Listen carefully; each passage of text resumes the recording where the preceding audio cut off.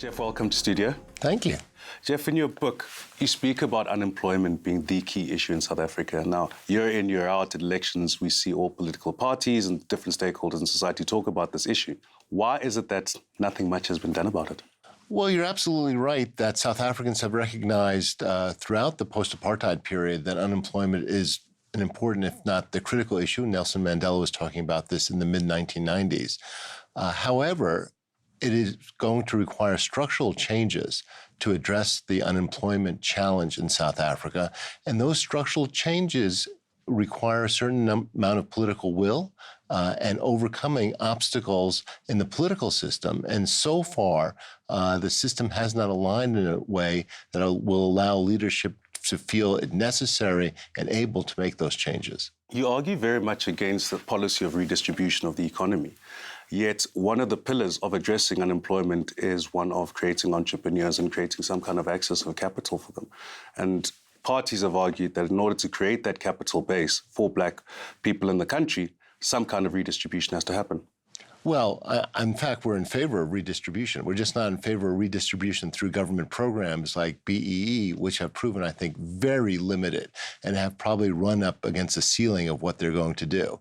What's happened in this country, in fact, as we note in the book, is that life chances are increasingly structured around employment opportunities.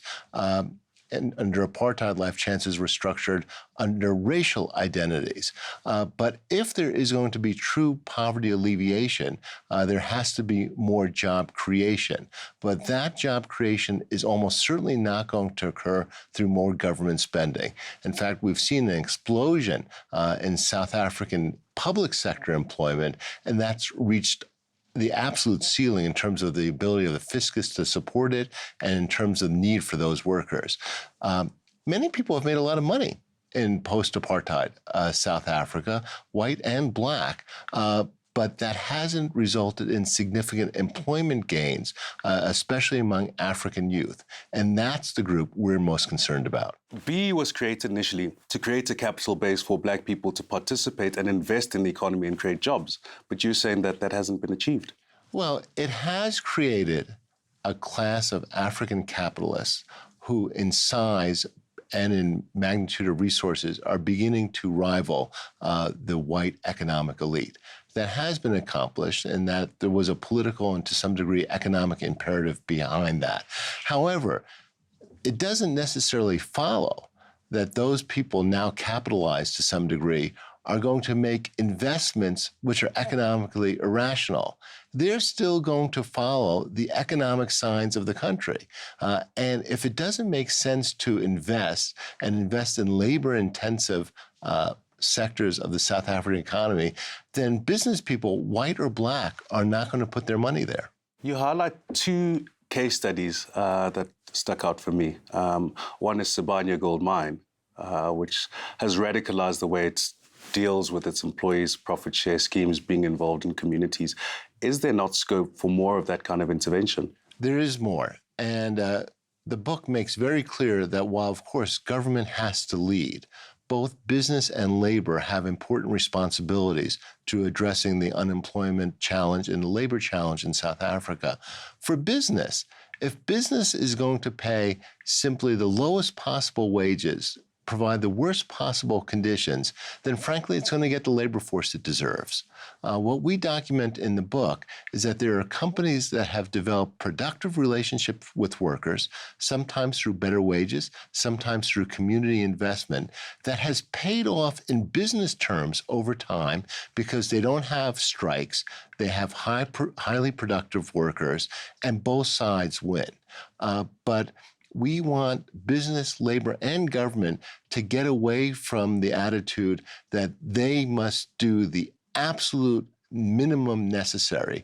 Government's going to have to do a lot more, but business does not have a great record in post-apartheid South Africa. It's going to have to work hard in order to engage with government, in order to create working conditions which allow workers to be as productive as possible. And labor is also going to have to recognize that it has a strong interest in South Africa having not only well-paid workers, but more workers. A differentiating feature at Sibanye was a profit share agreement that was agreed upon between labor and business.